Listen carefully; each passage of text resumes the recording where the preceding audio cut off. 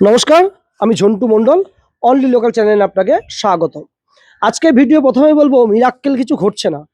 মিরাক্কেল কিছু ঘটছে না সেরকমই সম্ভাবনা আছে। আমি বিভিন্ন ভিডিওর মাধ্যমে হালকা টাচ দিয়েছিলাম যে মিরাক্কেল কিছু ঘটতে পারে, কিন্তু মিরাক্কেল কিছু ঘটছে না।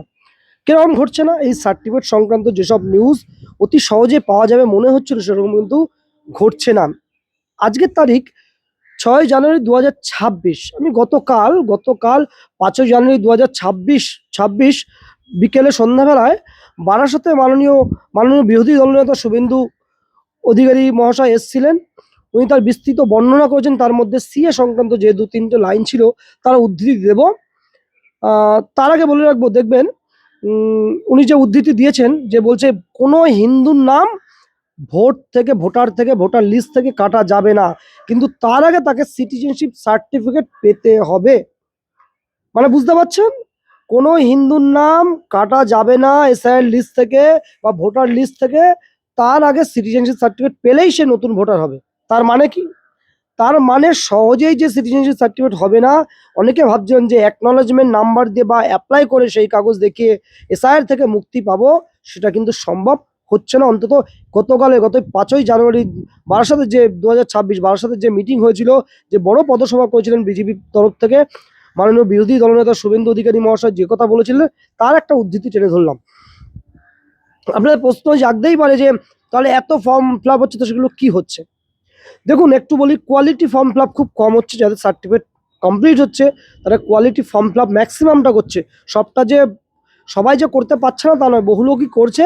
সেই কোয়ালিটি ফর্ম ফিল আপটা দরকার। আমি বহু জায়গায় দেখেছি বা বহু ব্যক্তি আমাকে ফোন করে বলেন, দাদা আমি বাংলাদেশের একটা ডকুমেন্টস দিয়েছি, ইন্ডিয়ার একটা আধার কার্ড দিয়ে ছেড়ে দিয়েছি। এই ধরুন, ইন্ডিয়ার আধার কার্ড দিলে হবে না। সেটা 14 সালের আগে আছে কিনা, তার নামের বানান ঠিক আছে কিনা, নামের বানান ভুল তার কি সমস্যা হতে পারে, ডেট অফ এন্ট্রি আগে আছে কিনা, ডেট অফ এন্ট্রি পরে আছে কিনা, এই যে ক্যালকুলেশনগুলো কিন্তু সেগুলো নিখুঁত করতে হবে। ধর্মীয় সার্টিফিকেট একটা তুলে নিয়ে একটা ছাপিয়ে এনে লিখে দিলে হবে না। রেজিস্ট্রার অফিস থেকে, রেজিস্ট্রার ধর্মীয় প্রতিষ্ঠান থেকে সেটা হতে হবে। কারণ ছাপিয়ে এনে দিলে হবে না, সেটা রেকর্ড রাখতে হবে। কোনো কারণে আইপি ভেরিফিকেশন হলে যে অমুক মেমো নাম্বারে অমুক অফিস থেকে বা অমুক মন্দির থেকে যে ফর্ম এসেছিল সেটা সঠিক কিনা সেগুলো জানতে হবে, করতে হবে। তো ইজিলি যারা ফর্ম ফিল আপ করে ফেলেছিলেন বা করছেন সেগুলো কিন্তু সঠিকভাবে হবে না, এবং সিএ অ্যাপ্লাই না করলে কিন্তু আপনার উদ্ধার হবেন না এসআইআর থেকে, এটা স্পষ্ট। গতকাল বা গত কয়েকদিন ধরে রাজ্য বিভিন্ন যে বক্তব্য শুনতে পাচ্ছে বিভিন্ন জায়গা থেকে, সেটা বোঝা যাচ্ছে। দেখুন, রাজ্য জুড়ে সমস্ত সমস্ত জেলায় বিপুল সংখ্যায় ফর্ম ফিল আপ হচ্ছে। সেখান থেকে একটা অনুমান করেছিলাম যে এত ফর্ম ফিল আপ হচ্ছে মানে কোনো একটা সহজ সরল নিয়ম নিয়ে আসছে।